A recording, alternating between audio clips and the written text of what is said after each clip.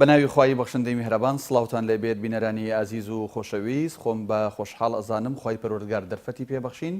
لە ئەڵقەیەکی نوێی بەرنامەی خزمەت بە ئێوەی ئازیز و خۆشەویست شاد بووینەوە. لەم ئەڵقەیەشدا یەکێکی دیکە لە نوێنەرەکانی کۆمەڵی ئیسلامی کە لە خزمەتی هاوڵاتیاندایە میوانی بەرنامەکەمانە ئەویش عەبدوستار مەجید وەزیری کشتوکاڵ و سەرچاوەکانی ئاو. کاکسار سڵای خوارد لێبێ سواس بۆ ئەم دەرفەتەکە بۆ دڕخسانین. سپاس دەکەم سەلامی خوای گەورە لە بەڕێزتان لە بینەری بەڕێز و خۆشەویستەکانیشتان. زۆر سپاس. ئەگەر بە پرسیارێکی سادە دەست پێ بکەین بۆی بینەران زیاتر لایەن ڕوون بێ، حەزەکەم لەسەر وەزارەتی کشتوکاڵ و سەرچاوەکانی ئاو کەمێک بۆم بدوی پێگاتەی ئەم وەزارەتەی ئێوە چۆنە و لە چیدای وەک ئەوترێ دووسێ وەزارەتە بەڵام لە وەزارەتێکە. بەڵێ. بسم الله الرحمن الرحيم.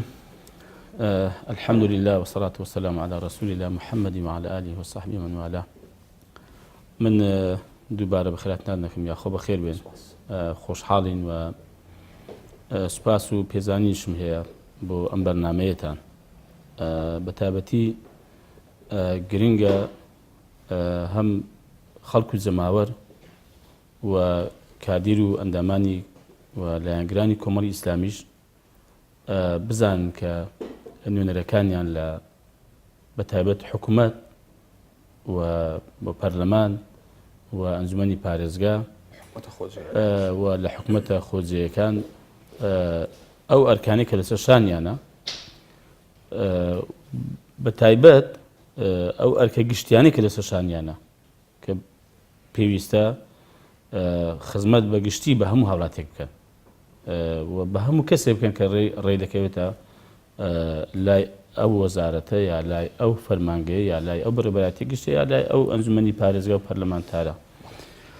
دەستان خۆش بێ ئەمە کارێکی باشە.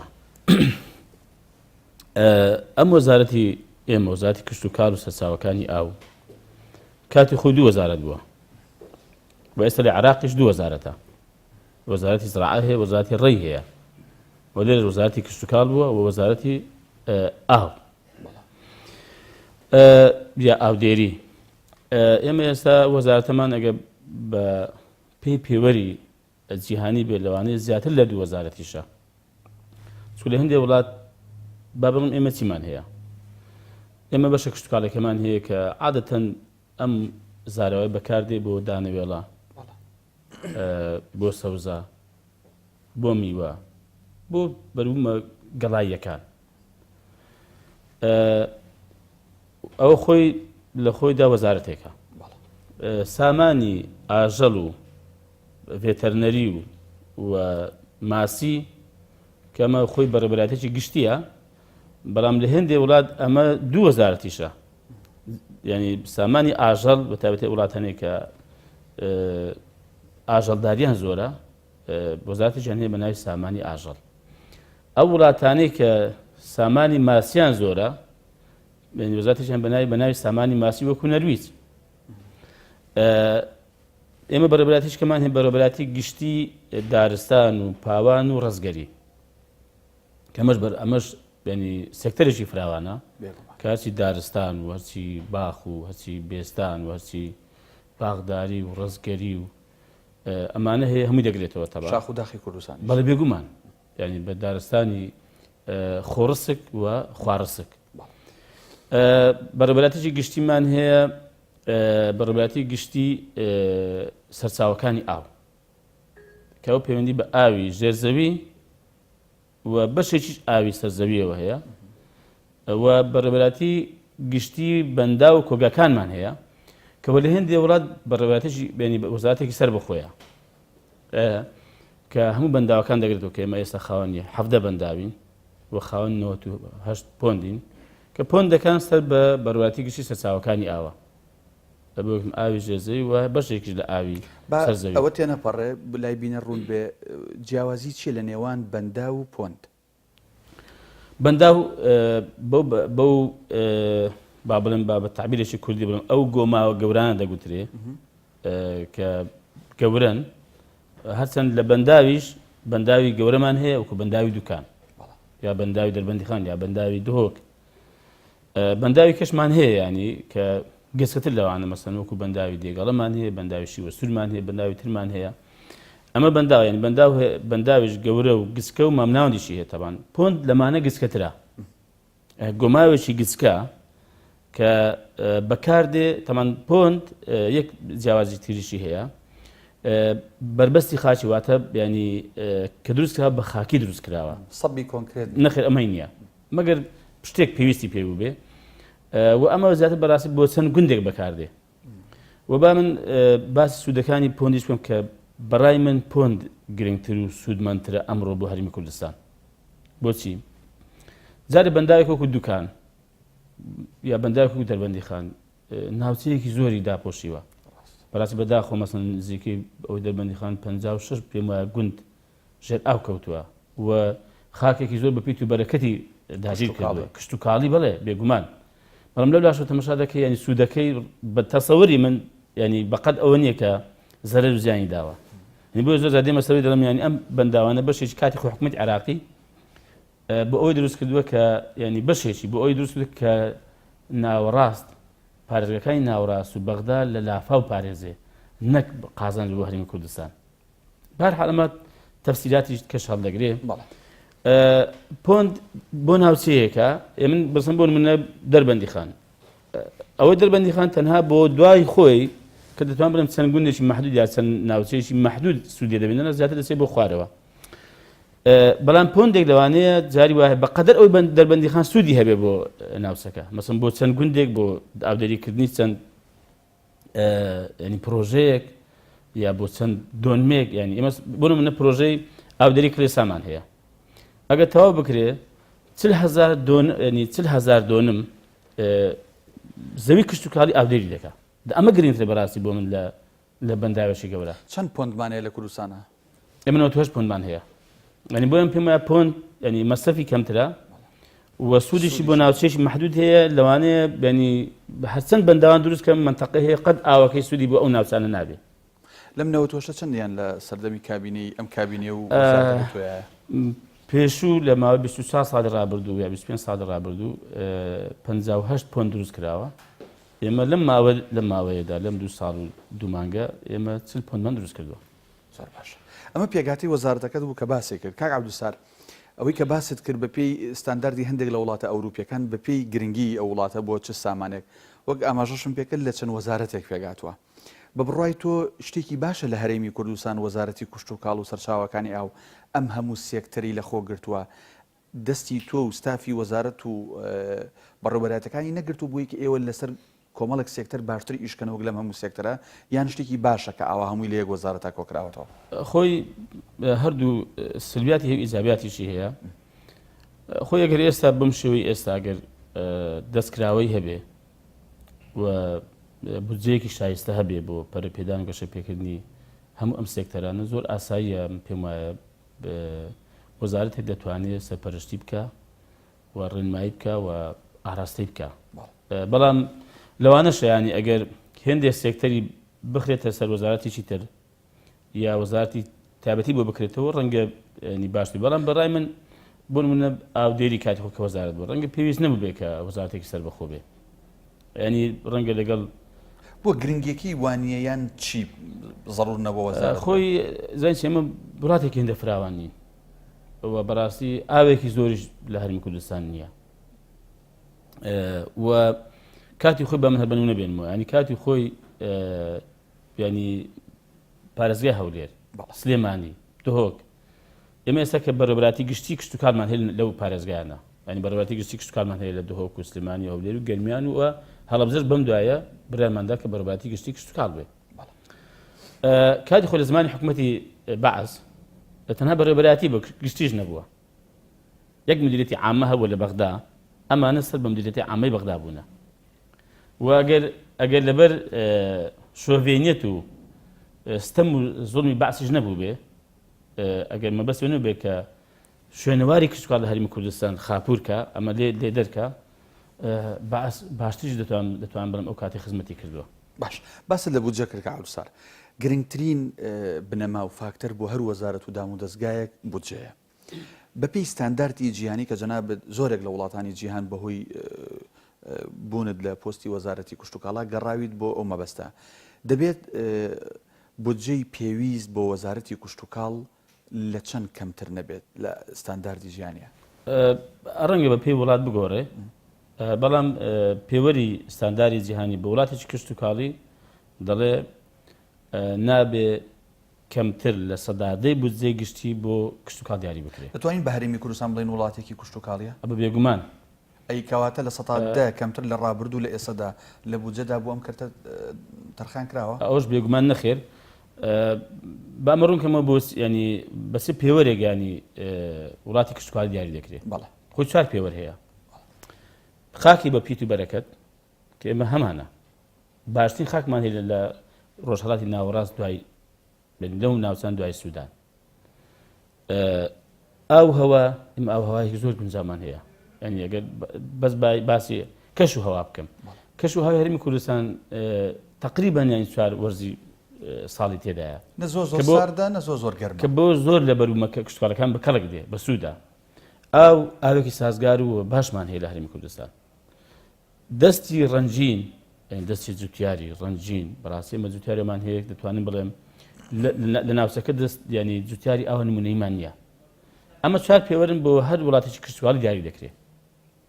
ئێمە ئەوانەمان ینی بە زیادەوە هەیە بەڵام بەداخەوە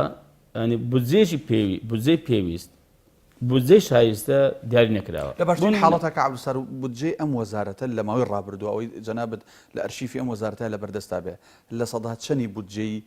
هەرێمی کوردستانی بۆ دانراوە؟ باشترین حاڵەتی بریتی بۆ لە 2013 کە تەنها بڕی 1.8 لە بودجەی گشتی بۆ دیاری کراوە. کەنی ئەمە ئێستا ئەگەر بە دیراسە و توێژینەوە بێ لە ڕۆژ زانستیەکەیەوە بێ تەنها بەشی بەنداوەکانیش ناکات تاوایان بکەیت. بۆیە دەڵم یانی ئەمە بە وڵاتیش دەگۆڕێ. ئێستا ئەمە سەدان وڵاتی بیلاڕوسیامان کرد. بیلاڕوسیا وڵاتێکە نەغازی هەیە نەنەوتی هەیە وڵاتێکە ینی سارد و سەر لە زستانی یا لە 4-5 مانگی زستانی پلەی گەرمای دێتە ژێر 38 سەدی. لەگەڵ ئەوەشدا تەماشاکردنی کشت و کاڵ زۆر پێشکەوتووە. ئەنی بەرهەمەکانی بۆ زۆربەی وڵاتان دەنێ بە ئەوەی بە پێی قسە و راپۆرتی خۆیان دەیانگوت زیاتر بۆ 6 وڵات ئێمە شت دەنێرین بەرهەمی کشت و کاڵ دەنێرین. بەڵام بودجەیان چەند دیاری کرد بۆ کشت و کاڵ؟ لە سەدا 35 بودجێ وڵاتیان بۆ کشت و کاڵە. بەڵام وەرە لەو سەرەوە ئەی کشت و کاڵ بە چەند بەشدار لە داهاتی گشتی؟ بە سەدا 65 بەشدارە. بەتە سەدا 35ەکەی تریان لە بودجێ و باج و خەراج و ئەوشتان دەست دەکەی و بودجێ وڵات پێکێناوە. ببینە سەر ذاتی خۆت عەبدولستار مەجید تا چەند خەو خولیا و حەز و تایبەتمەندی خۆی لەگەڵ ئەم ئیشەی کە تۆ ئێستا نوێنەری کۆمەڵی ئیسلامیت لە حکوومەتی هەرێمی کوردستان لە کابینەی هەشت لە وەزارەتی کشت و کاڵ تا چەند جەنابەت لەگەڵ ئەم سێکتەرە ئاشنایەتی دێ یان حەزت دێ یان بەناچاری و ئێستا خۆت لەگەڵ ڕاهێناوە؟ جارێ ئەمە ڕوونکەمەوە کەم پێم وایە پۆستی وەزیر زیاتر سەرپەرشتیکردن و ئاراستەکردن و بە کورتی بێ لە مدیریەتە تەخەسوسیەت دەور نابینێ خۆی باشە ببێ. بەڵام من لە جەنابەت دەپرسم ئەو هەموو سێکتەرانەی کە باسم کرد لە کامێک تەخەسوس بینیەوە ینی لە یەکێکیان تێنایەوە کاگتانە مەسەن لە یەکێکیانی بۆ نمونە مەسەن لە بەروومەکان خۆت ناتوانین بڵێ من لە سەوزە تەخەسوس دێنەوەتەوە لە سەوزە لە یەک بەرووم دەهێنیەوە لە ئاوی ژێرزەی مەسەن لە یەک بابەتێک مەسەن توانی تەخەسوس بێنیەوە ئەی بۆ بابەتەکان کەچی دەکەی ینی پسپۆرێک چۆن پەیدا دەکەی دەتوانی مەسەلەن ماستەر و دکتۆرا لە هەموو ئەو بابەتانە بینیەوە ینی ئەوە بەڕاستی قورسە تەبعاً بۆ سێکتەرێکی ئاوا فراوان دەکرێت مەسەن بۆ سێکتەرێکی تایبەت مەسەن بۆ نمونە ئەگە باسی نەوت بکەی بۆ نمونە ڕەنگە بڵێ کەسێک کە پسپۆری نەوت هێناوە بە کەرچی ئەوەی بێ بچێت لە وەزارەتی زۆر باش نەوت ئەگە یا سامانشتوچەکان کار بکە. ئەمن بەڕاستی یەکەم کە ئێمە لە کوردستان تەبعاً هەموومان تێکەڵین بۆ کۆمەلگای خۆمان و من خۆشم ینی بەڕاستی کوڕە زووتیاریشم و ئەو شۆڕش و پێشمەرگایەتیەشمان کە کردومانە بە تێکەڵبوونمان لەگە خەڵک لەگەڵ گوندەکان ئاشنابوونمان پێم بەو کۆمەڵگای خۆمان و گوێگرتن لە خەڵکی پسپۆر لە خەڵکی دڵسۆز و کردنەوەی دەرگا بەڕووی هەموو لایەکدام پێم وایە ئەوە زۆر هاوکاری کردوم کە بتوانم سەرپەرشتێکی گونجاو بکەم و دڵی ئەوانەی کە لەگەڵم کار دەکەن خۆش بکەم بەوەی کە ئاراستەیان بکەم و هانیان دەم بۆی کە کارەکە باشتر بکەن. زۆر باشە. تا چەند قەیرانی دارایی لە هەرێمی کوردستان لەمپەر و بربەستی بۆ ئەو پرۆژە و ئیشانە دروست کردووە کە لە زیهنی جەناب بێت و لە پرۆژەی نووسراوی وەزارەتەکەی تو هەیە کە لە ماوەی ساڵ 2 ساڵ 3 ساڵ 4 ساڵە ئەنجامیان بدەیت؟ بێگومان ینی گەورەترین کۆرس بووە و گەورەترین لەمپەرە لە ڕێگەی گەشەکردنی کشت و کاڵ و تەواوکردنی پرۆژەکان. هەر بە نمونەیەکی سادە بێنمەوە، ئێمە 20 بەندامان لەژێر جێبەجێکردنە، یا دیزاینی بۆ کراوە یا کاری لەسەر دەکرا، بەڵام بەهۆی قەیرانی داراییەوە نەبوونی بودجە لەم 20 بەنداوە کە زۆر گرنگن بۆ هەرێمی کوردستان کە دەبێتە مای دابینکردنی ئاو و گەیشتن بە ئاسایشی ئاو بۆ کشت و کاڵ، بۆ خواردنەوە، بۆ گەشت و گوزار، بۆ پیشەسازی. ئێمە لەم 20 بەنداوە کە زۆر گرنگن، زۆر استراتیژین کە ئێستا وڵاتان ئەوە بەنداو لەسەر ئەوان دروست دەکەن کە دەڕژێن هەرێمی کوردستان دەیانێت شەڕی ئاو لەگەڵ بکەن و ئاو لێ بگرنەوە و ئاو وەکو چەکێک بەکاربێن بۆ مل پێکەسکردن لە داهاتوودا. ئێمە گەر ئەم بەنداوانەمان تەواو کرد بە وەکو باسم کرد بە خوددابینکاری و ئاسایش ئاو دەگەیشتین، بەڵام ئێستا تەنها لەم 20 بەنداوە 5 بەنداویان بە سستی کاری تێدا دەکرێت. ئەو لە ڕووی کشت و کاڵی شەلولا بووستە لە ڕووی کشت و کاڵیەوە ئێمە ئەو هەموو بەرهەمەی ناوخۆمان کە هەیە ئەگەر ئێمە بتوانین دامی بکەن، دامێکی جوتیاری خۆمان یا دامی بەرهەم بکەین، چونکە من بەڕاستی بۆ چونم جیاوازە کە تا دوێنێش ینی دامی جوتیار کراوە، لەگەڵ ئەوەدا دامی ئینتاز بکەین، منتیج هەیە و ئینتاز هەیە، جوتیار هەیە و بەرهەم هەیە. من پێم وایە ینی ئێمە دامی بەرهەم بکەین. چۆن کاتێک جوتیارێک 100 تەن تەماتەی هەبوو بۆ هەر بڕی تەنێک ئەندازەیەک پاڵپشتی مادی بکە، ئەبێتە منافەسە و بە ساڵی بەڵام وەکو لێک ڕابردوو هەبووە ئەوەی کە هەوەی فەلاحی هەبووە هاتون توێتیان پێداوە. ساڵی 2004 کە ئێمە نەبوون بەڕاستی ئەوە یەکێتی جوتیاران بوو کەمە زۆر تێبینەوە یەکێتی جوتیارانیش هەیە و پێشم گوتم پێویستە کۆنگرە بکەن، چونکە ئەم یەکێتی جوتیاران تەنها لە پارتیەکەی پێکهاتووە و ئەو منافسە حیزبێکی هەیە ئێستاش هەیە تەبان و بەڕاستی نەیانتوانی و هاوکار بن بۆ جوتیاران. ئەم توێتیانیان دابەش کردووە، ینی جارێ یەکەم کە دابەشیان کردووە خەڵک هەیە تەبان ئێستا مستەسمیری گەورەی لە شار کۆمپانیای هەیە، بەڵام لەبەرەوەی کە هەوی فەلاحیە بەری کەوتووە، فەلاحێکی فەقیر و هەژار و دەستقلێشاویش لە گوندەکە خۆی بەری نەکەوتووە. ئینجا دووەمیش ئەگەر فەقیر و هەژارێکی بەری کەوت بێ جیاوازیەکەی ئەم توێتایە لەگەڵ بازار تەنها 5 وەرەقە بووە، ئەوکەی دامە. بۆیە ینی ئەتو بێ ینی ئەگەر دامی نەگەنی ئەوە بکە کە هەوی فەلاحی هەیە، دامی ئینتاز بکە تەبان ئەگەر بودجەیەکە بە بەڕاستی ئێمە هەندێک بەرهەمان ئەم ساڵەکە دەمانتوانی بنێرین بۆ دەرەوە، چونکە لە خۆمان زیاتر بووە و بەرهەمەکەمان باشیش بووە. ئێستا ینی بەرهەمی هەنار، بەرهەمی ترێ، بەرهەمی هەنجوین، ئەمانە بەشێکی بەڕاستی لە بەرهەمی ینی لە پێداوی خۆمان زیاتر بووە. ئێمە ئەگەر بینێرین بۆ دەرەوە، بەڵام ئەگەر بە دامێک بە پاڵپشتێک بێ ئەو کاتەی لە دەرەوە دەفرۆشتی هەر هێندە بەڕاستی ینی بازاری دەرەوەش بەڕووی ئێمە داکرایەوە. بەڵێ کاو سەرباست لەوە کرد کە لە باشترین حاڵەتە لە 2013 ئەو بودجێ بووە کە باست کرد 1.0 ئەوەندا، بەڵام ئەوە 2 ساڵە بۆ 3 ساڵە چێ بودجە هەر نییە. بەڵام من زانیاریەکم لای ئێوە جگە لەوەی کە بودجەتان نییە بەشدارن لەوەی کە جۆرێک لە داهاتان هەیە بۆ حکومەتێرم. حەزەکەم لەسەرەوە بە کورتی قسەم بۆ بکەیت. ئەمە دوو زۆر داهات هەیە. داهاتێک ئەگەر هەر باسە ڕوسوماتی سەربەروبوومی هاوردە بکەم لە کاتی پێگەشتنی بەرهەمی خۆماڵی ئێمە ساڵی پار 2015 71 ملیار ینی 71 ملیار زیاتر لە 71 ملیار ئێمە داهاتمان هەبووە. هەمووی لە وەزارەتە خرج کراوەوە یا دراوە بە حکومەت؟ ناوە هەمووی بۆ دارایی گشتی و چکە بە پێی مادەی 37 ئەلف دەبێ هەرچی داهات هەیە بگەڕێتەوە دارایی گشتی. ئەگەر باسی ئەوە بکەم کشت و کار بکەم بە گشتی تەبان بە پێی هەندێک بەڕاستی ژمارەیە کە لای منە، ئەنی ئەمە ساڵانە بەگشتی ینی بە هەموو سێکتەرەکانیوە بە زیاتر لە ملیار و شتێک زیاتر نازم چەندە ئێمە بەشدارین لە داهاتی گشتی نەک ئەوەی تەنها ڕسومات یعنی مەسەن بۆ منە زووتارێک کە بەرەمی ناوتە ناو شار بۆ منە کەسێک کە کاری تێدا کردووە لە ئەلوەکان مەسەڵەن کرێکارێک هەموو ئانە کۆ بکەوە بە کۆی گشتی بەڕاستی ئێمە یعنی حتا ئێمە ینی داتامان لەلایە کە ئەگەر بەبێ نەوت ئەگەر نەوتی لێ بینێ دەرە بەڕاستی ئێمە بە سەدا 30 بەشدارین لە داهاتی گشتی ئین پێکەنین داهاتی گشتی بەڵام ئەگەر نەوت لەگەڵ بێ ئێمە بە سەدا 10 بەشدارین لە داهاتی گشتی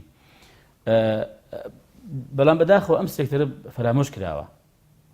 فرامۆش کراوە خەتای وەزیرەکەیەتی یان خەتای سیاسەتی حکوومەتەکە بەڵاس بەنی خەتای سیاسەتی و چۆنێتی بەڕێوەبردننی وڵات و حکومڕانیکردنی وڵات لەو ماوە ڕابردوو دەگەڕێتەوە کە ئەم سێکتەرێ فرامۆش کراوە تەنها پشت بەسترا بوو لە کاتی خۆیدا بە داهاتی گومرگەکان دوای پشتیان بەس بە سەدا 17 کە لە حکومەتی عێراقی وەردەگیرا و پاشان پشتیان بەستا بۆ بەرنەوەی کە دەریان هێنا ئەویش نرخەکەی دابەزی بوو بە درێژخایان نەبوو نەخێر نەوەڵا هەر بوون بە بەڵاش بەسەر ئەو خەڵکەی بەڕاستی بوو بە ینی مای نەهامەتی و نەکبەتی بۆ خەڵکی فەقیر و هەژە بە تایبەتی بۆ گشتی یاریمی کوردستان ینی دەبوو بەڕاستی ئێستا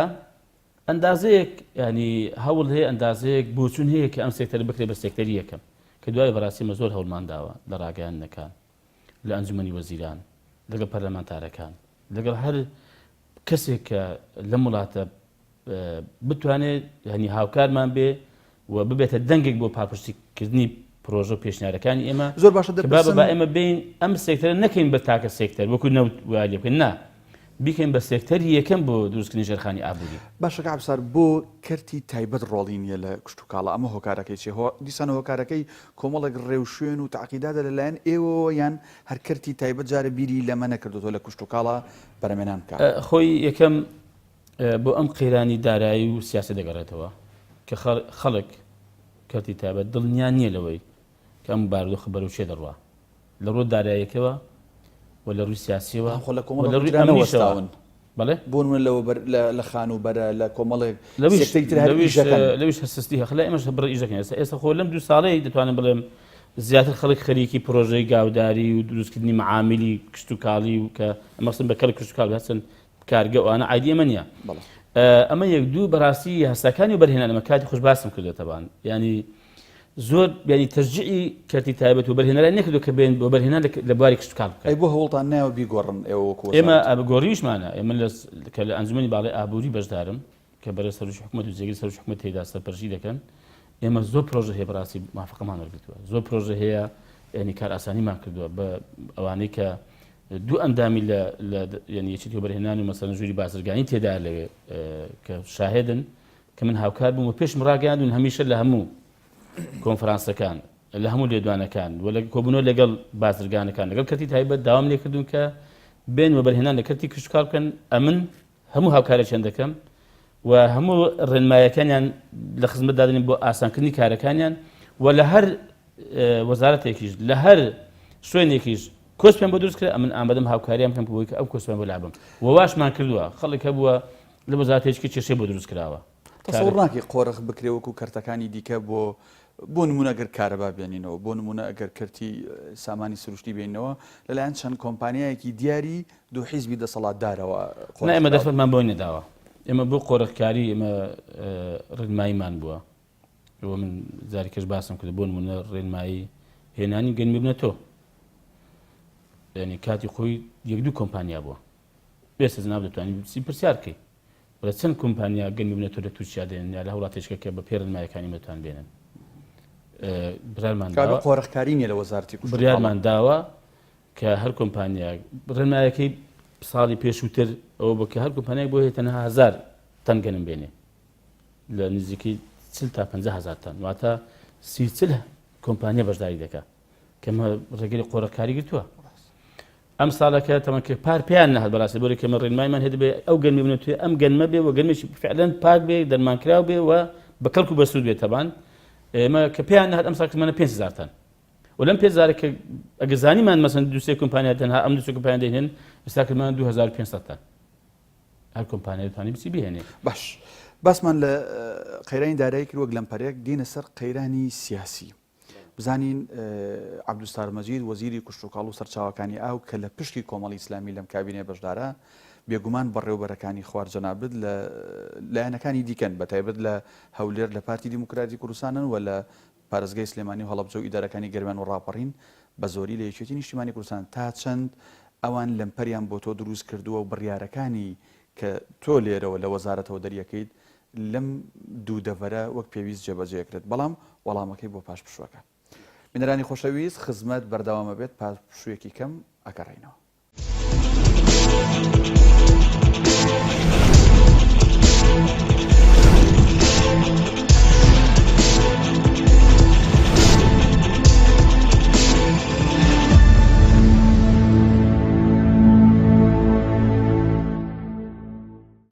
دووبارە سڵاو بەڕێزان، من دانا محەممەد پێشکەشکاری بەرنامەی خزمەت لە خزمەت عەبدولستار مەجید وەزیری کوشتوکاڵ و سەرچاوەکانی ئەو لە پشکی کۆمەڵی ئیسلامی درێژە بە گفتوگۆکەمانین. پێش پشوەکە لێم پرسی تا چەند لەمپەری سیاسیت لە بەردەما بەڵام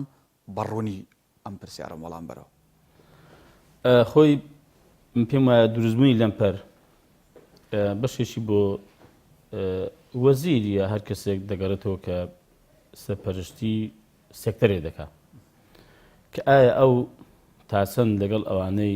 کە کاری لەگەڵ دەکەن دادگەرە و بە یەک چاو تەماشایان دەکات و خۆی حزبایەتی ناکە، خزمایەتی ناکە و منسوبیت و مەحسوبیەتی نییە. من پێم وایە ئەمە خۆی کاریگەری خۆی دەبێت بەسەر ئەوەی کە ئەوانش ینی بە هەمان شێوە ڕەفتار بکەن. بەڵام کۆمەڵی ئیسلامی سیاسەتەکە و لە بەرامبەرە ناری سیاسیکی هەیە لەوە چ لە ڕێی بەڕێوەبەرە گشتەکانەوە بیانەوێ وەزارەتەکەی تۆ فەشل پێ بێنێت. ئەمە یەک بە من باسکەم. دووەم هێندێک خەڵک هەیە تەبان ینی فعلا وەکو جەنابەت دەفەرمووی هەبووە لە بەڕێوەبەری گشتیش هەبووە، ینی طبیعەت و سروشت و معامەڵەی زۆر خراپ بووە، نەک بەرامبەر بە من خوارخۆی بەرامبەر بە خەڵک. من ینی لەوەش زۆر جا بەڕوونی گوتمەوە بەڕاستی من دوای ئەوەی کە لێی بێئومێدم کە چاک نابێت بە سەرۆکی حکوومەتیشم گوتووە بووە خانەنشینی کرا و ڕۆیشت. ینی لەگەڵ ئەوەش لەوانەیە ئاسان توانیت خانەنشینی بکەیت؟ نەوەڵا ئاسان نەبوو. ینی هەتا گەیشتەوەی گوتم ئەگەر ئەم بەڕێزە هەر بمێنێتەوە ئاوا ینی کاری خەڵک ئالۆز بکە و تەعقیدات دروست بکە و نائیجابی مامەڵە بکە لەگە خەڵک. من وەکو نوێنەری کۆمەڵی ئیسلامی داوەتم لێ دەکەم وەزارەتی شارەوانیمان بدەین مە کشکاتان تەسلیم دەکەینەوە. مەبەستم چییە؟ ینی خەڵک تەبیعەتی وایە، من ناڵم ینی ئەو ئاراستەکرا چکۆ خۆ هەر ئەو بەڕێوەبەرە گشتی پارتی نییە، خۆ چەندەها بەڕێوەبەری گشتیان هەیە، چەندەها بەڕێوەبەری هەنی باشە بۆ هەنی کە ئیجابی تەعامل دەکەن لەگەڵ منیش و لەگەڵ خوارخۆشیان تەبان. ئەمە بەڕاستی بەبستمە ینی منێک لەبارە خۆم ینی قەت جیاوازیم نەکردووە لە نێوان نەک هەر بەڕێوەبەرە گشتەکان، لە نێوان فەرمانبەرێکیش بەڕێوەبەرێکیش هاوڵاتێکیش کۆمەڵ بوو بێ، گۆڕان بوو بێ، پارتی بوو بێ، یەکێتی بوو بێ، یەکگرتوو بوو بێ، هەر حیزبێکی تر بوو بێ. ینی ئەوە ینی تەلەڤیزیۆنە و خەڵکی دەتوانن ببینێت کە وەڵام دەدەن بڵێن نەخێر کاکە جیاوازیت کردوێتەوە. ئەسڵەن ینی پرسیارم نەکردووە چی ئەم کەسە بڕوا کە بەڕێوەبەر هەیە مەسەڵەن دوایە کە کەسێک لە بەڕێوەبەر نەماوە کە دەسەڵاتی منە بەڕێوەبەردا بنێم، بەڕێوەبەری گشتی پلە تایبەتە ئەنجومەن وەزیران دایدەنێ. ینی کاتێک کە لیژنەم داناوە بنێوەشی لە چاکسازیەکان لیژنەم داناوە کە کاکە بە پێی پێوەەر بەڕێوەبەر دادەنرێ کە ناوکە هاتووە ئێستاش لەگەڵ بە پرسیار نەکرد ئەمە سەر بە چه حیزبێکە. خۆ من دڵنیام لەم کوردستانە کەم وایە خەڵک سەر بە حیزبێک نەبێ. ینی لەوانەیە ئەنجار کەس داوام کردو لەوانەیە مەسەڵەن کەمترین ینی سوودمەند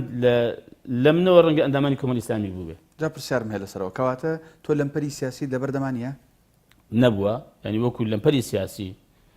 بە بەرنامە بوو بێ من بەڕاستی هەستم پێ نەکردوێت تەبان. باش و هەر کاتێکیش هەستی پێ بکەم ئەمن شەرم لە کەس ناکەم. دێمە ئەم کەناڵی بەڕێستان یا هەر کەناڵێکی تر دێم ڕووی دەکەم دەڵم کاکە بەڕاستی ئەمە لەمپەری سیاسی هەیە، ڕێگری هەیە بۆی کاکە خەڵکی زەماوەر ئاگادار بن و حقەتەن ئەم کارێکیش ناکەم ینی بۆ خەڵک بیکەم بەڵام حزب بەردم بخاتە سەرڕێ نەتوانم کارێکی خۆم بەڕێک پێچی بکەم بەڵام یەک کێشێکی هەیە ئەویش ئەوە بەنسبەت من نییە ئەم بارودۆخە سیاسە نالەبارە ئەم ناتەبایە سیاسێکە هەیە ئەم ئاڵۆزی سیاسی کە لە هەرێمی کوردستان هەیە و پێدا تێدەپەڕین ئەمە کاریگەری خۆی بۆ هەموو سێکتەرەکان باشە باسی کۆمەڵت کرد ناشاردێتەوە خۆش لەوانەیە بزانیت بەشێک لە ئەندامانی کۆمەڵ یان کادرانی وەسەتی کۆمەڵ یان لەوانەیە هەندێک لە قیادەی کۆمەڵیش گلی ئەوە لە جەنابەت بکەن کە تەنانەت هەموو وەزیرە دەتوانێت مەکتەبەکەی خۆی کۆمەڵە کەس ئەو ستافی خۆی بێ تەنانەت ئەوەی زانیاریە لای من تۆ چەند کەسێکی زۆر کەم نەبێ لە مەکتەبەکەی خۆش لە وەزارەتی کوشتوکاڵ نەتگۆڕیون ئەم گلەیی ئەندامانی کۆمەڵ لە تۆ تا چه ئاستێک ڕەوایە خۆی حەقیان ینی بە حکمی ئەوەی کە ئەندامانی کۆمەڵی ئیسلامی کادرانی کۆمەڵی ئیسلامی کە من ئەنجومەنی سیاسیشم حەقیان بەڕاستی ئەم گلەیە لە برای خۆیان بکەن ئەمە بە حکمی چی بە حکمی نا ئێمە ژوەکو پارتیەکەتی بکەن بێن ئەندامانی کۆمەڵی ئیسلامی دابمەزێنی نا بە حکمی کە ئێمە لە ڕابردوو ستەم و زوڵما زۆر لێکراوە و بۆ ئەمە بەستەوان ینی سەرەتام کە دەست بەکار بووم تەمەن هەوڵمادا بەڕاست بۆ نمونە 57 خانەنشین کرا هەر لە تازەمە دەست بەکار بووین کە پێشمەگەی دێرین بوون پێشتر بۆیان نەکرا بوو ئەمە کرا مافی خۆمان وشکمە لەیەکێک لە بەندەکانی نووسیبمان کە ئەندامانی کۆمەڵی ئیسلامی پێویستە وەک باقی خەڵکی تر بە پێی یاسا و ڕێنماییەکان سوودمەند بن لە حکوومەت و لە دامەزاندن لە ئیمتیازاتەکانە یەک ڕوونکردنەوە ئەو 47 کەسە 57 ئەو 57 کەسە بە پێی یاسا بوو یان بە پێی یاسا بۆ تایبەتمەندیان بۆ نانە پێشمەرگەی دێرین بەڵام بۆیان نەکرا بوو ئێمە هەوڵماندا بۆماکردن و من دە کەسیش بۆ نووسینگەکەی خۆم لە کاتی خۆی کە بووین بە وەزیر لێرە پێشکەشی سەرۆکی حکوومەتم کرد کە لە ئەندامانی کۆمەڵن نایشارمەوە بەڵام مرزیە من بێمیانی ئەم دە کەسە ینی کە کابرا شارەزایی بۆ نمونە لە بەڕێوەبەری نووسینگەی بێت لە نووسینگەی دابنێم یا مەشن شارەزایی لە ئیعلام نەبێم بیکەم بە بەڕێوەبەری ئیعلام نا ئەو کاتێم بەڕاست بە پێی شارەزایی خۆیان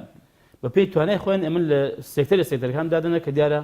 هاوکاری باش دەمون بۆ من بەڕاستی بەڵام من گرێشم لێ کرد لە سەرۆکی حکوومەت بۆ چەند جاری باسم کرد نەکرا تاوان سەرەتا نەکرا و قەیرانی دارایشی بەسەر داهات بەڵام بۆ ئەوەی تر دیارم پێم وایە تەمەن هیچ دوایی ینی دامەزاندن و گرێبەست و ئەوانە هیچی نەما بەزم پێم وایە گەر زۆر زادام کرد ئەندامانی کۆمەڵ وە لەخوای بەزاد بم سوپاسیان دەکەم وە کادیران و ئەندامان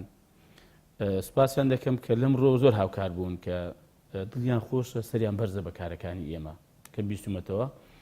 و من ینی فعلەن لەگەڵ ئەو بۆچوونێ من هاتوونەوە کە گوتومە کاکە وەرن ئێوە هاوکارم بن یارمەتیم دەن لەناو خەڵکی جەماوەر نە ئێوەش گرێم لێ بکەن هاوکارم بن یارمەتیم دەن بۆی کە بە هەمومان ئێمە خزمەتێک بەم خەڵکە فەقیر و هەژارە بکەین زۆر باش وە کاتێک ئەمن ینی هاوکاریشی فەقیرێکی هەژارێکی دەکەم مەسەڵەن کار ئاسانیشی بۆ دەکەم بە شێوەیەکی گشتی کاری ئەم خەڵکە ڕایی دەکەم بەبێ جیاوازی ئەم پێم وایە سەرمایەکی زۆر گەورەیە بۆ کۆمەڵی ئیسلامی بۆ ئەندامانی کۆمەڵی ئیسلامیش و لەوانەیە زۆر لەوە زیاتریان پێبڕا بێ قازانجیان زۆر لەوە زیاتر کرا بێ ئەگەر چوار کەسم تاعین کرد بەر لە کاتی خۆی مافیان زیاتر بۆ هەموو کۆمەڵ لە ڕووی معنەویەوە بووە باشە لەماوەی ڕابردوودا جەنابەت کۆمەڵێک بڕیارت دەرکردووە بێگومان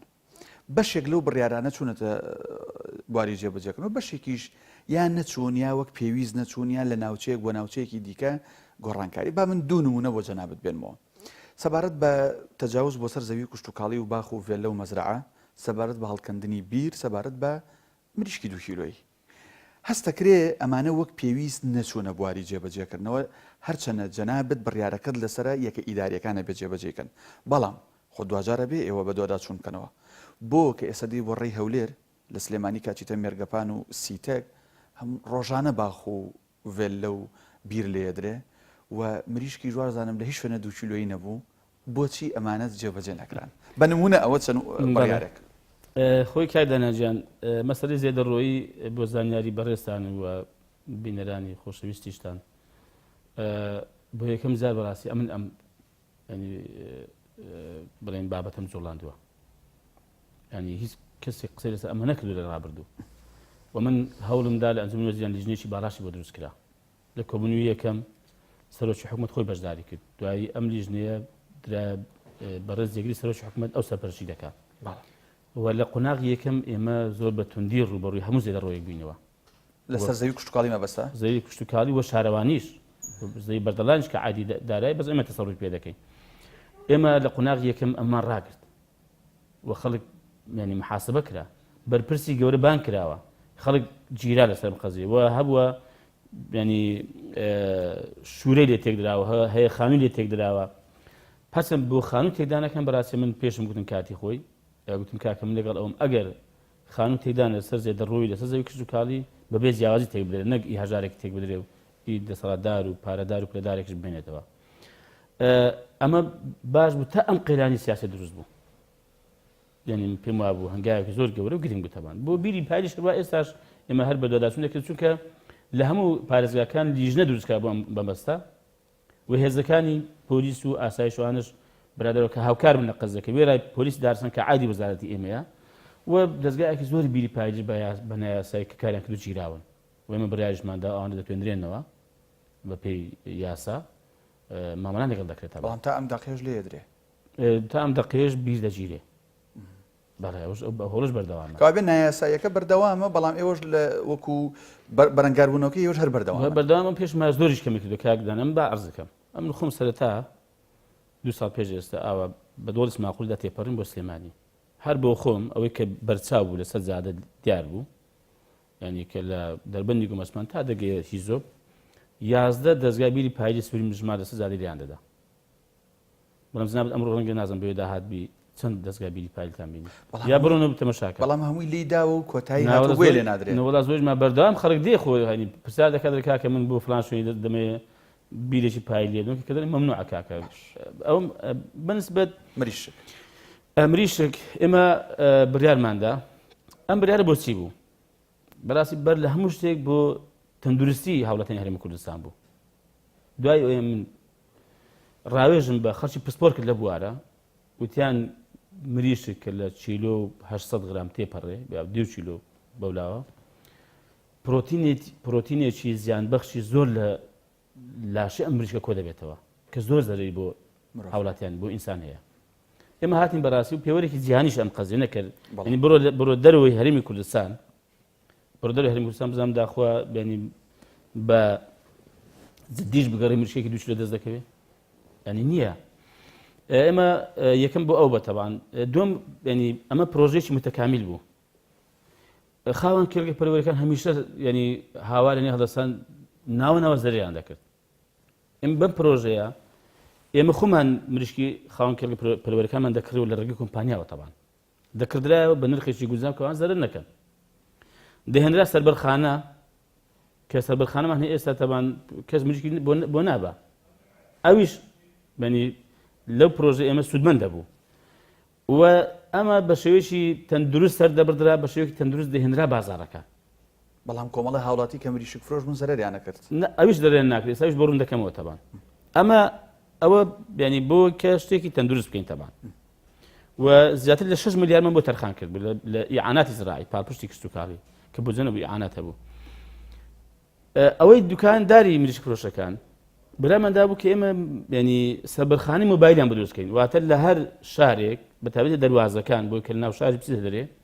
ئێمە بەسەر ئەو بجێی خۆمان ئێمە ناوچەیەکمان زیادە کردەوە لە هەموو دەروازەکان ئەم مۆبایلی سەربەرخانەی مۆبایلمان دادەنا ئەوان دەچوون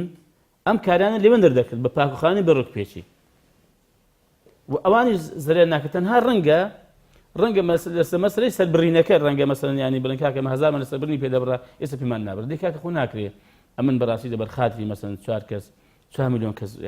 ینی زەرەر بکە ئەمە قەزێک بووتەوەن کێشە چی بوو بۆ ئەمە نەکرد سەرینەگە دووشت بوو یەکێمان تەمەەن ناڕزایەکی زۆریان دروست کرد دەستی سیاسی لە پشت نەبوو بێگومان هەتا هاتنە سەر بارەگای مەکتەبی سیاسی کۆمەڵ سلێمانی بێگومانە من کاتی باشم کرد تەبان ینی چوونە بەر دەرگەی پارێزگای سلێمانی لێ هێندە برادری لێ بوون ئەوانەی کە زۆر باشی چاکسازی و گۆڕانکاری ئۆشتانیان دەکرد کە نایانتوانی وەڵامی خەڵکی بدەنەوە بەرپرسانە مامەڵ لەگەڵ ئەم خەڵکە بکەن دەناخۆ هاتنە ئێرەش هات لەسەر ئەم زادەی ئەوانم بانج ژوورم ئەدێ لەگەڵان دانیشتم بۆم ڕوونکردنەوە بەڕێژشەوە لەسەر بریارەکەی خۆشم سوور بووم ئەوانشم ڕوان کردەوە وەدریشم خۆشکردن کە تێمگەیان کاکە ئەمە ئەوەیە تەمان گوتیان کاکە وەڵای ئەمەوە پەیوەندی بێ ئەمەنی وەزیری کشتتوکاڵ کە لەسەر پشتی کۆمەڵی ئیسلامی و بریاری داوە يقيناك هو من وزير حكومتهم هو علاقه بالحكومه الاسلاميه وهي يعني من بو كاتي قلتم يعني لمجوي يعني حكومتكاني كابينكاني هرم كردستان رابردو كهشت حول كابينتي بريوا بو كم زار حكومه يا وزير برياده خلص نسر حزبكي اي كاك افهم برياده هلو نادرست وقندلي ودزياني كلا رابردو كلام خلي بو ناس سبارك مكتب سياسي او حزبانا اما باش شي باش قوركني وبراسي ناس هرموا شو من دسبر بريالكم هر سوربو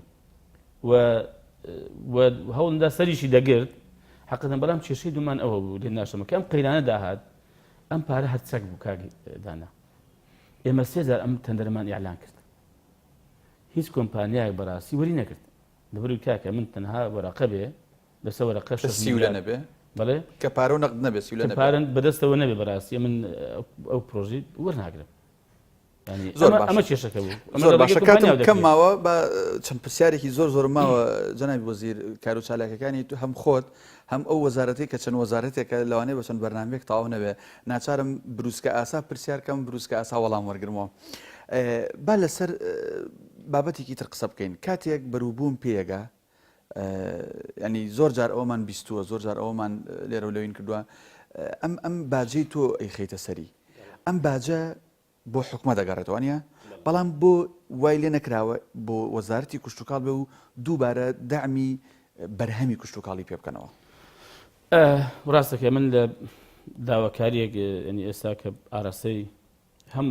کە بەتایبەت لەگەڵ بەڕێ سەرۆکی حکومەت کۆبوومەوە بۆ هەندێک بابەتی کوشتتوکاڵی ئەم داوای پێشکەش کردووە بەرنامەیەکی ڕسمیش بۆ ئەنجومەنی ژیان نردوومە داوامان کردووە ئێمە سەداسی لەو داهاتی کە وەزارەتی کوشتتوکاڵ پەیدای دەکا بۆ وەزارەت بگەڕێتەوە بۆ پاڵپشتی و بۆ گەشە پێکردن و پەرەپێدانی سێکتەرەکانی کوشتتوکاڵ هەمیشە لایەنێکیش معارەزەی لەسەر ئەم باجە بۆ نمونەکە باجەخی لەسەر بەرەمی هاوردە خەڵک بە گشتی پێی ناخۆشە لە بەرۆی نرخی بەرزە بێتەوە کاتێکیش نایخیتە سەری فەلاحەکان و جوتیارەکان پێیان ناخۆشە لە بەرۆی بەروومەکانیان چۆن چارەسەری ئەمەتان کردووە خۆی باز بۆ چییە یاسایەکە پێی دەوترێت بە عەرەبیەکە نووسراوە حیمایەتی ئینتاجی داخلی واتە پاراستنی بەرهەمی خۆماڵی ئێمە بەپێی ئەم یاسایە هاتوین ئەم سیستەمەمان پێڕۆ کردووە چۆن بەرهەمی خۆماڵی پارێزی لە ڕابردوودا کاک دانا 2 ساڵ 3 ساڵ پێش ئێستا ینی کا بەرهەمی کوشتتوکاڵیت چەند بووە ینی کا جوتیار کەی مەسەلەن جوتیارێک ڕۆژی بینی بێتە تەلەڤیزیۆن بکا کە بەرهەمەکەم فرۆشە نەفرۆشە نەکەر ئەوەندە من 2 ساڵ پێش ئێستا کاتێک ڕاگەاندەکانم کۆ دەکردەوە لێ دوانێکم هەبووە قسەیەکم کردووە ینی یەکسەر پرسیاریان کردوتیان کاکە باسی کوشتتوکاڵی چی دەکەی خۆ ئێوە ینی دەستکە کەرەوزێک و چلۆتەماتێکتان لە دەرەوە بۆ دێ بۆ ئێستا دەستکە لە دەرەوە نایەت ئەمن ناوەڵە من تەحەدا دەکەم فەرموو بڕۆ بگەڕێ ینی ئەسڵەن ناڵم نایە بەس ڕەوازی نییە ئەوەی خۆم زیاترا بزاندا خۆی خۆشم هەیە یان نییە بزاندا خۆ تەماتی خۆمان ئەم ساڵەکە چەند بۆ لە بازار بزاندا خۆ کەواتە بە پرسیارەکەەوە لێ بکەم ئێستا کوشتتوکاڵ لە چه ئاستێکایە ئەوەی وەڵام دەمەوە ئەمە کێشەیەکمان هەنی هەمیشە وابزان مەقسەد ئەو پرسیارە بۆ گەر وابزانمەکە وا تێگەیشت بم ینی پاراستنی هاوسەنجی لە نێوان ینی هاوردە و ناوخۆ و گران نەبوونی بازاڕیش ینی ئەمە بەڕاستی ئەمە پرۆسێکی قورسە ئاسان نییە ینی وا بکەیت کە زووتر قازانس بکە لەم لاوە لێ نەگەڕێ ینی کاڵا و بەرووبووم و ئەوانە زۆر گران نەبێ لەکاتێکە ئێمە بەتابەتی بە قەیرانی دارایی دەپەڕی خۆ ئەگەر ئێستا قەیرانی دارایی نەبووایە ئەگەر موسە باش ئەمە کە ینی بەداخەوە حکومەت لەو ڕبع موسەنی موسەر دەکاتی خۆی پێی نەدراوە ئەگەر ئەمە بەڕێکپێشی بووایە ینی خەڵک وەزعی باش بووایە ئەم بەڕاستی بازیشم زیاد دەکرد بۆ دەبوو دامەشی زیاتریش بۆ زووتیارانی خۆمان بەرهەمی خۆمان زیاتر دەبوو هاوردەکەم دەبووە باش ئەمە ئەگەر ئەوە نەکەم ئەو بازدانە نێم کە دەزانم دەبێ هاوڵاتی بازەکەی بدا بەڵام بۆ نمونە 200 دینار کە تو دەیخێ سەر چیلۆیەک تەماتە بۆ نمونە 150 دینار بۆ تو زۆر نیە مەمەسەدانە بەڵام بۆ جوتیار دەزانین چەند زۆرە ئەو مەسەن بۆ 2 تۆن تەماتە هەیە بۆی زۆر دەکە کاکە باش مەسەجەکە گەیشت کوشتتوکاڵ لە چه ئاستێکایە وەڵاهی ئەم پرسیارە پێم وایە زۆر بخایەنێت چکەمە ڕۆژی شەمەی ڕابردوو دیبێت تێکرار سەر ئەم پرسیاری جەنابەت تەمان ینی نیو ساعت قسەم کرد دوای نیو ساعت هیچ قسەم کردووە هەر تەواو نەبووە بەڵام بە کورتی دەتوانم بڵێم سوپاس بۆ خوا ینی کوشتتوکاڵ چ دانوێڵەکەی چ میوەکەی چ سەوزەکەی وە چ لە سامانی ئاژەڵ ماسی و حتا مەسەلەی ئاو ئێمە لە ئاستێکی باش داین ناڵێم لە هەمووی گەیشتن بە خوددامیکاری خۆبژێوی بەڵام لە زۆربەی بەرهەمەکانی ناوخۆمان ئێمە ئێستا لە کاتی پێگەیشتنیاندا نەک هەر بە خۆمان دەکات لە خۆمان زیاترە لەم ڕۆژانەوە هەر لەو دیبیتەیە باست لەوە کردو لێرە و لێژە وترێت مەترسیکی گەورە لەسەر هەرێمی کوردستانە لە داهاتووی نزیکە لەسەر ئاو حەزەکەم ڕای تۆ لەو بارەی و بە کورتی بزانم بێگومان وایە ئێمە ئەو ئاوەی ئێستا یا ئەو بەنداوانێکی ئێستا هەمانە ناتوانێت ینی پێداویستی بڵێم پێداویستی سێکتەرەکانی کە پەیوەندیان بە ئاو هەیە دابین بکە لە ئاوی خواردنەوە کە مناڵم ئاوی خواردنەوەی بۆ ینی لەسەر ئێمەیە بەڵام خۆ بەندا و کاتە دۆزەکەی بەشێکی بۆ ئاوی خواردنەوەشە بۆ کشت و کاڵ بۆ پیشەسازی زاروی ئاو پێویستە بۆ گەشتگوزار پێویست پێیەتی ئەگەر ئێمە نەتوانین بەڕاستی لە نەگەین بە ئاسایشی ئاو ناو هەرێمی کوردستان گەیشتوین نەخێر زۆرمان ماوە پێمان زۆرمان نەما بێ ئێستا ئێمە ئەگەر ئەو بیست بەنداوەکە هەمانە تەواوی بکەین نەگیانی بڕی ئاوی پێویست دابین دەکەین دوو بەرابەر ئەوەی کە هەرێمی کوردستان پێویستی دابین دەکەین بەڵام ئەمە شتێکی نێودەوڵەتی نییە ینی چۆن وڵاتێک دەتوانێت ئاو بگرێتەوە لە تۆ ینی لە ڕووی نێودەوڵەتی شتی وا گونجاوە خۆی هیچ یاسایەکی نێودەوڵەتی نییە بۆ قەزای ئاو بەس ئیتیفاقێک هەیە بۆ بەڕێوەبردنی ئاو کە کاتی خۆی واژوو کراوە 57 وڵات بووە عراقی تایە عراقی تێدا ئێرانی تێدا بەس تووشە ئیمزای نەکردووە یعنی تورکیا ئێران ئیمزای کردو پێ و پابەند نییە تورکیا ئیمزای نەکردو تەبان ئیسرائیل ئیمزای کردو پێ و پابەند نییە بەڕاستی یعنی دوو وڵات ینی لەم ناوچەیە بەڕاستی زۆر ینی زیاتر لەوانی تر ئاوێن وەکو چەشێک بەکارهێناوە ڕاست بەداخەوە بۆیە ینی یاسایەک نییە بڵێ وڵاتان پابەند کە بەس تەنها ئەوە هەیە خۆی دەتوانانی مەسەلەن لە محکمەی لاهای شکایەت بکەیت بەڵام پێمانی بەڕاستی ئەوانە هیچی ینی هیچ بەقەرەوە جدوای هەبێ بەقەرەوە نییە کە تۆ لە ناو خۆی وڵا پێویستە تو خۆت بۆ خۆت خەمی خۆت بخۆی زۆر باشە کاکسەر ئەو بڕیارانی لە ماوەی ڕابردوودا بەڵام ڕێگاش هەیە کاکدانە با من عەرزت کەم ڕێگاش هەیە بۆی کە تورکیا یا ئێران یا وڵاتی تر سبینێک کە ئەم ئاو کوچەشی بەکارنێت چۆن چەچکرد بەدەستەوەیە ئەمن بەڕاستی لە سەردانمان بە وڵاتی ینی کوماری ئیسلامی ئێران نزیکەوە عەرزی بەرپرسانمان کردو حتا کە جێگیری سەر و کوماری ئێرانمان بینی لە 2014 عەرزمان کرد وڵاتی تورکیا کە بەڵام ئەو بەنداوانی کە تورکیا دویست دەکات بۆ هەرێمی کوردستان زەرری نییە بۆ عێراق زیاتر بەشی خوارەوەی دۆگەی ئەندازەیەک ئێمە کشت و کارمان هێسەوە ئەوەیە ئەگەر ئەو بیگرێتەوە و ئێمە لەگەڵ حکومەتی عێراق قسەم کردو بۆ ئەم قەزەیە کە ئەوان ئاو بەنداوەکان سیادی دەبێت ئەوانش بەڕاستی لەسەری بێنە دەنگ بە قونسوڵەکانی ئێرانی کە لە سلێمانی هەولێر بەڕاستی بە فەرمی پێمان گوتون دەکرێت بەڕاستی ینی ئەتوش ڕێگایتر هەیە بەکاری بینی بەرامبەر بە وڵاتە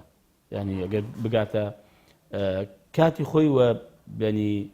بە تایبەتی ئەگەر تو خاوەن سیادی خۆت بی خاوەن بڕیاری خۆت بی لە چ لە هەرێمی کوردستان لە عێراقدا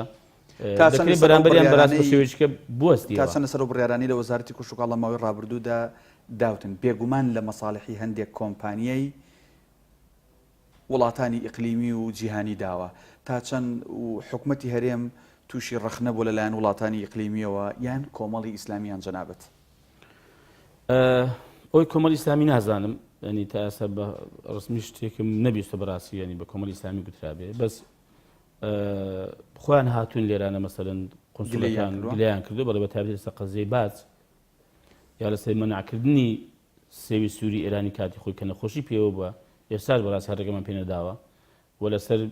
مریشکی تورکیا گۆشتی تورکی کاتێک کە نەخۆشی لێ بووە ینی وڵاتان ئەو فشارانەی ئەوان وای کردو ئێوە بە بڕیارەکانتان بچنەوە یان نەخێر هاوڵاتیانی خۆتان لامە نەخێنەوە ئێمە کە داواشیان کردو حتا ینی سەرۆکی حکوومەت لەسەر قەزەی قەدەغەکردنی مریشک و گۆشتی تورکی لە کاتی خۆی کە نەخۆشی ئەنفلۆنزای باڵندەی لێ هەبووە لەسەر دانانی بازە سەر ینی بەرهەمەکانی مریشک کە لە تورکیاوە دێ تەلەفۆنی بۆ کردم گوتی ڕەزەب تەیب ئەردۆغان ئەحمەد داود ئۆغڵ ئەو کاتە ئەو بوو گوتی سێجار تەلەفۆنیان کرد ئەم قەزیە چییە تەوزیحاتم بۆ دا و گوتی مافی خۆتە بەڵام ئەگەر سەردانێکی تورکیاش بکەیت لە نزیکە بۆیان ڕوونکەوە وەختێک داوەتم بکەن ئەو بچووم تەوان لەگەڵیشیان ڕێککەوتم و بۆشم ڕوونکردنەوە لەسەر بڕیارەکانی خۆشمان بەردەوام بووین. باش لە ئەنجومەنی وەزیران کاتێک